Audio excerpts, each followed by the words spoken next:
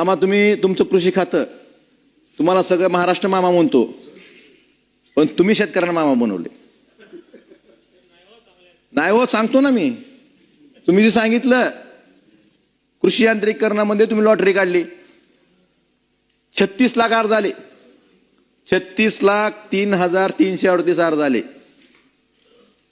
तुम्ही काय केलं यात रद्द किती केले? 31,64,805 अर्ज रद्द केले. का केले? काय पेंडिंग नाहीत, रद्द आहेत, पत्र आहे माझ्याकडे, त्यांची प्रेस नोट आहे, रद्द केलेत. पुरावा देऊ का निर्भू? आणि काय का का रद्द का केले? उत्तर रद्द का केलेत? रद्द का केलेत सांगतो. हो मी वाचून दाखवतो तुमची प्रेस नोटच. विहित कालावधीत कागदपत्रे अपलोड न केल्यामुळे 31,64,805 अर्ज रद्द करण्यात आलेत. मला सांगा, तुमची साईटच बंद आहे, शेतकऱ्यांना अपलोड कशी करायची? काय तर सांगा ना. साईट बंद केली, बंद पडली का बंद केली आणि परत शेतकऱ्यावर दोष देता का?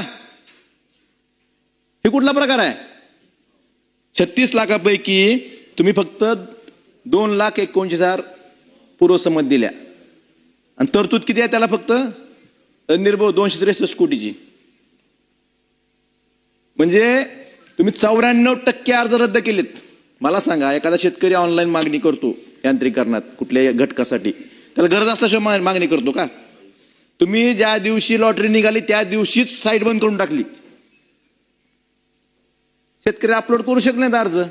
अपलोड नाही झालं म्हणून तुम्ही अपलोड झालं नाही कागदपत्र रद्द करून टाकले. हा कुठला न्याय? म्हणजे नुसत्या मोठ्या घोषणा करायच्या, म्हणजे कुणाला फसवताय तुम्ही? शेतकऱ्यांना. तुमच्याकडे तरतूद नसलं करू नका ना, पण उगाच मोठी स्वप्न दाखवायची.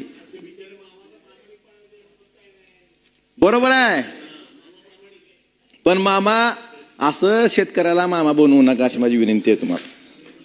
खरंच सबस्क्राईब करा आणि परिसरातील ताज्या घडामोडी सर्वात आधी बघण्यासाठी बेल आयकॉन